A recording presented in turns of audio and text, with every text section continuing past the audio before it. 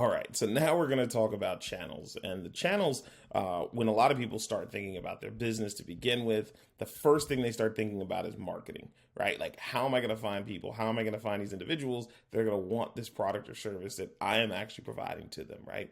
What am I going to do? Where is that place going to be that I'm going to be able to, pay a marketer so that I can have tons of people that are coming in, right? So before we get to really deconstructing and diving into that, the one thing that you should really think about is being specific. And I'm going to come back to that in a moment, but really being specific as you think about where are the spaces, whether that's inbound or outbound, that I'm going to have people coming to me so that I can offer them my product or service, right? So where are you actually finding customers, right? We call these acquisition channels. And really what it means is where you are actually going to meet your customer to let them know about your product or service, right? It doesn't necessarily mean that you're going to close a sale at that moment, but it means that, hey, how am I going to let people know about the thing that I'm offering that is going to be beneficial to them, right?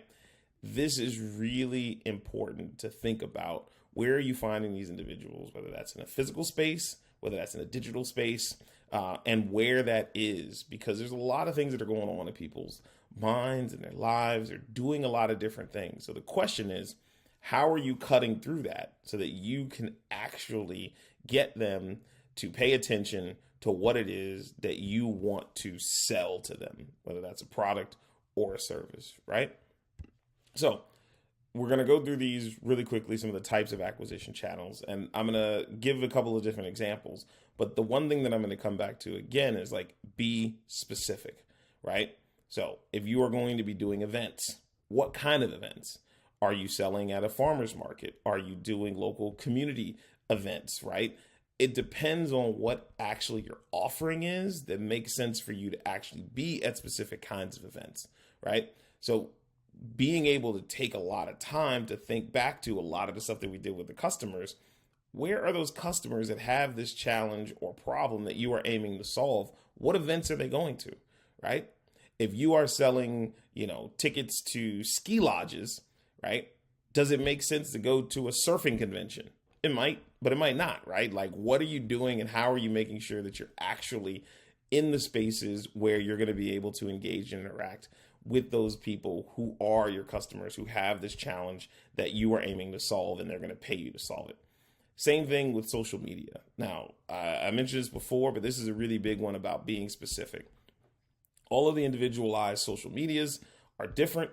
They have different individuals that are on them, even though you might be sort of using multiple ones. Traditionally, most people have one or two that they lean on more heavily.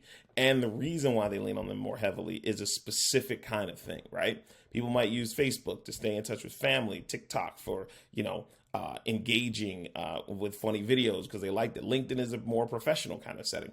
So when you say social media, you want to be very specific about where inside of the umbrella of social media that you're actually going and targeting the people, because the messaging is going to be a little bit different.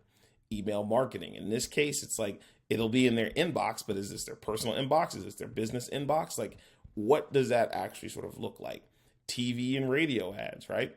There's a ton of different areas where you can actually get in front of people while they're watching sort of television or listening to the radio. But what station? What time? Right? Are you getting people when they're doing their morning commute, or are you trying to catch them on an evening when they're watching or listening to the sports, game that's coming on? Print ads the same way. Are you putting them in magazines? Are they in the Union Tribune? What are you doing with these particular advertisements that you're going to get the people that fit into your customer profile? Again, it constantly comes back to the customer. If you are not focusing on the customer and you're not focusing on your advertising outreach to the customer that is really catered to them, it's not going to work. Now, some folks might say, but Alex, I see Coca-Cola, they're on every channel. They do. Yes, Coca-Cola is, because they are a massive company. And at this point, billions of people around the world recognize Coca-Cola. So they don't have to be as targeted, even though they are very specifically targeted with their different sort of umbrella brands that they have underneath the one sort of larger Coca-Cola conglomerate. For you, you need to make sure that you are hyper specific, because it makes a lot of sense to get the people actually in that moment or in those spaces where they can identify and connect directly with you. Same thing with affiliate marketing or trade shows, right? Like those are really specific and really unique. When we get down to things like how do you optimize for people who are searching for things? Well, what kind of searches are they looking for? What keywords are you using to make sure that they're searching for your particular product or service? Direct website traffic is how are you getting people sort of inbound to actually coming to your website to see your product or service and offering. And if right now you're not using a website or you're not optimizing it to get traffic, you should take time to think about what that looks like, because that's one of the first things that people do when they're looking for a business. They might have heard of you someplace else, but they're going to go on the web and look to see if you have a website. What does the website say? How is that actually operating and positioning you in the marketplace?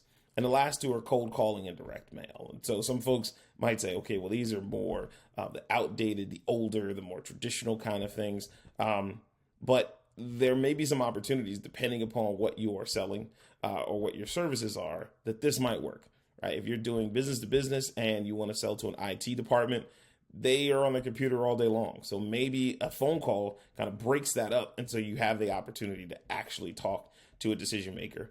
Same thing with direct mail, right? If you get the right direct mail at the right time, people will at least take a second look at it. So all of these things are really important. So for your acquisition channels, you want to take time to really get specific and detailed, right? You are not marketing in a vacuum, and everyone is trying to market because everyone is trying to get the attention of individuals because we have so many things that are pulling at our attention.